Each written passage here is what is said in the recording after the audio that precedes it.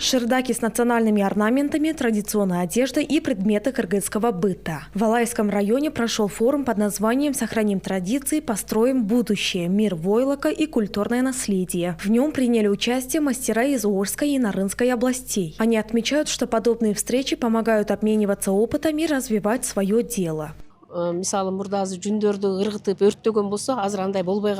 Сегодня народные ремесла – это не только сохранение культурного наследия, но и источник дохода для сельских семей. Раньше шерсть просто выбрасывали или сжигали. Сейчас женщины моют ее, очищают, придут и изготавливают из нее войлок. Это экологично и позволяет создавать изделия, которые затем успешно продаются.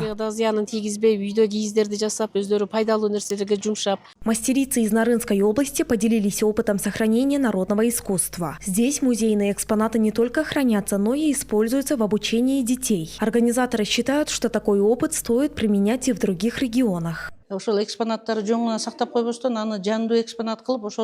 Экспонаты должны не просто храниться в музее, а использоваться в образовательном процессе. Для этого у нас открыт Центр традиционных ремесел. Представители старшего поколения проводят мастер-классы и передают свои знания молодежи.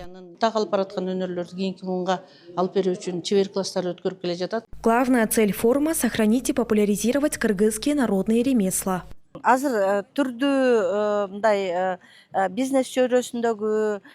Такие площадки помогают показать особенности каждого региона и познакомить посетителей с лучшими работами мастеров. Кроме того, ремесленничество становится одним из направлений малого бизнеса.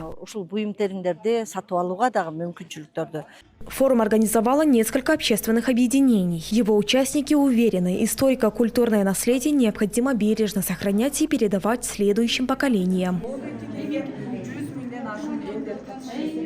Айтунук Мамедова, Нурсултан Абдикаримулу, ЛТР, Ошская область.